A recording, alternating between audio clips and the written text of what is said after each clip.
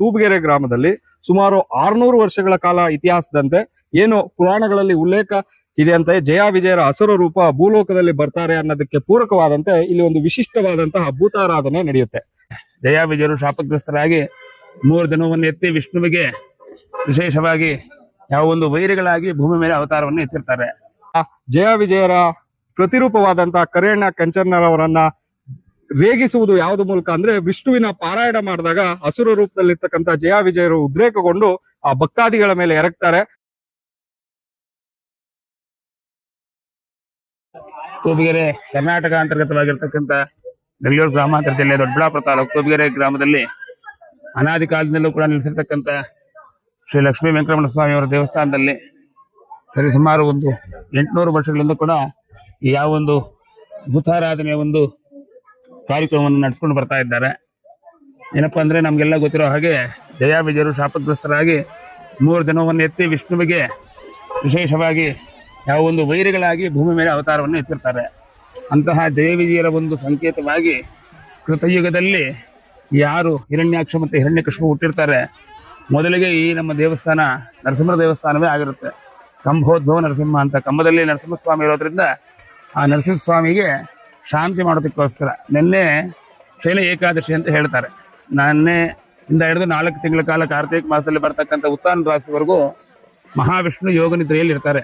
ಅಂತಹ ಸಂದರ್ಭದಲ್ಲಿ ಈ ರಾಕ್ಷಸರ ಕಾಟ, ಭೂತ ಚೇಷ್ಟೆ ಇವೆಲ್ಲವೂ ಕೂಡ ಕ್ಷಾಮಡಾಮರಗಳೆಲ್ಲ ಜಾಸ್ತಿ ಇರುತ್ತೆ. ಆ ಎಲ್ಲ ಒಂದು ನಿಗ್ರಹ ಮಾಡಬೇಕು, ಅವನ್ನೆಲ್ಲ ನಿವಾರಣೆ ಮಾಡಬೇಕು ಅಂತ ಹೇಳಿ ಊರುಗಳಿಂದ ಈ ರೀತಿಯಾಗಿ ಭೂತಾರಾಧನೆಯನ್ನು ಮಾಡಿ ಭೂತೋಚ್ಚಾಟನೆ ಮಾಡ್ತಕ್ಕಂಥದ್ದು ಅನಾದಿ ಕಾಲದಿಂದ ಕೂಡ ಬಂದಿರತಕ್ಕಂಥದ್ದು.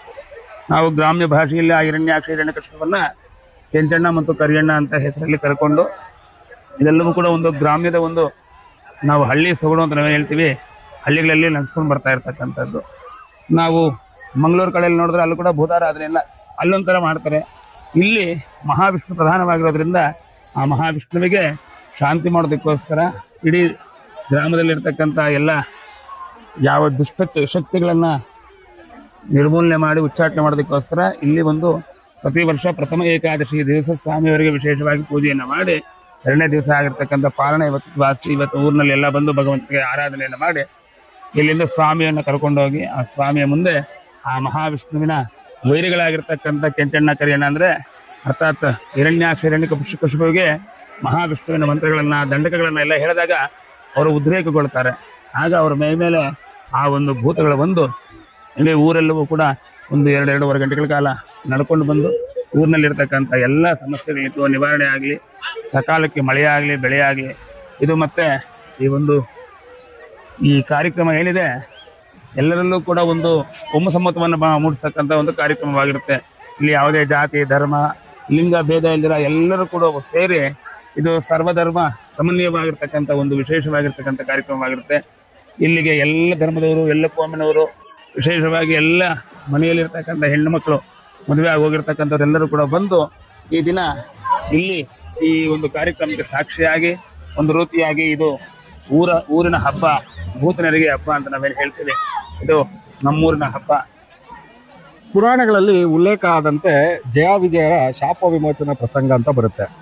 ಯಾವಾಗ ಕುಮಾರ ಮಹರ್ಷಿಗಳು ವಿಷ್ಣುವಿನ ದರ್ಶನಕ್ಕಾಗಿ ಬಂದಾಗ ವಿಷ್ಣುವಿನ ದ್ವಾರಪಾಲಕರಾದ ಜಯ ವಿಜಯರು ತಡೆ ಹಾಕ್ತಾರೆ. ಸ್ವಾಮಿ ಯೋಗ ನಿದ್ರೆಯಲ್ಲಿದೆ, ನೀವು ಬಾಲಕ ರೂಪದಲ್ಲಿ ಬಂದಿರ್ತೀರಾ, ನಿಮಗೆ ನಾವು ದರ್ಶನ ಕೊಡೋಕ್ಕಾಗಲ್ಲ ಅಂತ ಹೇಳಿದಾಗ ಅದರಿಂದ ಕೋಪಗೊಂಡಂತಹ ಋಷಿಮುನಿಗಳು, ಬಾಲಕರ ರೂಪದಲ್ಲಿದ್ದಂತಹ ಋಷಿಮುನಿಗಳು ಜಯ ವಿಜಯರಿಗೆ ಶಾಪ ಕೊಡ್ತಾರೆ.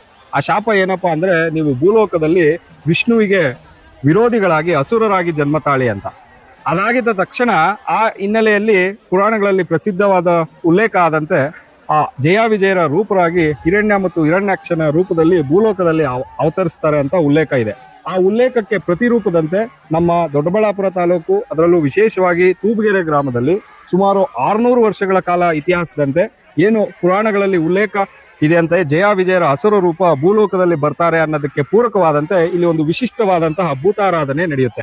ಅದು ಯಾವಾಗ ನಡೆಯುತ್ತೆ ಅಂದ್ರೆ ಆಷಾಢ ಮಾಸದ ದೇವಶಯನಿ ಏಕಾದಶಿಯ ಮಾರನೇ ದಿನ ಬರ್ತಕ್ಕಂಥ ದ್ವಾದಶಿ ದಿನ ಈ ಕಾರ್ಯಕ್ರಮವನ್ನ ನಾವು ಅತ್ಯಂತ ಸಂಭ್ರಮದಿಂದ ಹಾಗೂ ಗ್ರಾಮದ ಎಲ್ಲರ ಆಶೀರ್ವಾದದೊಂದಿಗೆ ಹಾಗೂ ಶ್ರೀ ಲಕ್ಷ್ಮೀ ವೆಂಕಟರಮಣ ಸ್ವಾಮಿಯ ದೇವಸ್ಥಾನದ ಇಂದ ಶುರು ಮಾಡಿ ಉತ್ತಲ ಕಂಬದ ಆಂಜನೇಯ ಸ್ವಾಮಿಯ ಅಲ್ಲಿವರೆಗೂ ಮೆರವಣಿಗೆ ತೆರಳಿ ಅಲ್ಲಿ ಉತ್ತಲ ಗೋಪುರದ ಆಂಜನೇಯ ಸ್ವಾಮಿ ಹತ್ರ ಜಯ ವಿಜಯರ ರೂಪವಾಗಿ ಕರಿಯಣ್ಣ ಮತ್ತು ಕೆಂಚಣ್ಣನವರಿಗೆ ಮಂತ್ರವಾದಿ ಆನಂದ್ರವರ ಸಾರಥ್ಯದಲ್ಲಿ ಅವರಿಗೆ ಉದ್ರೇಕಗೊಳಿಸಿ ಅವರನ್ನು ನಾವು ಊರಿನ ಸುತ್ತಮುತ್ತಲಿನ ಪ್ರಮುಖ ಬೀದಿಗಳಲ್ಲಿ ಮೆರವಣಿಗೆ ಮಾಡಿ ಊರಿಗೆ ಯಾವುದೇ ರೀತಿಯ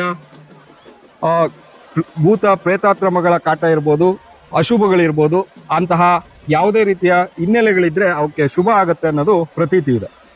ಈ ಕಾರ್ಯಕ್ರಮ ಇನ್ನೊಂದು ರೂಪದಲ್ಲಿ ಏನಾಗಿದೆ ಅಂದ್ರೆ ಇದೊಂದು ವಿಶಿಷ್ಟವಾದ ಆಚರಣೆ ಆಗಿರೋದ್ರಿಂದ ಗ್ರಾಮಸ್ಥರು ಎಲ್ಲರೂ ಒಟ್ಟಾಗಿ ಸೇರಿ ಈ 2 ರಿಂದ 3 ಗಂಟೆ ಕಾಲ ಒಂದೆಡೆ ಸೇರಿ ಅತ್ಯಂತ ಸಂಭ್ರಮದಿಂದ ಆ ಜಯ ವಿಜಯರ ಪ್ರತಿರೂಪವಾದಂತಹ ಕರಿಯಣ್ಣ ಕೆಂಚಣ್ಣನವರನ್ನ ರೇಗಿಸುವುದು ಯಾವ್ದು ಮೂಲಕ ಅಂದ್ರೆ ವಿಷ್ಣುವಿನ ಪಾರಾಯಣ ಮಾಡಿದಾಗ ಹಸುರ ರೂಪದಲ್ಲಿರ್ತಕ್ಕಂಥ ಜಯ ವಿಜಯರು ಉದ್ರೇಕಗೊಂಡು ಆ ಭಕ್ತಾದಿಗಳ ಮೇಲೆ ಎರಗ್ತಾರೆ.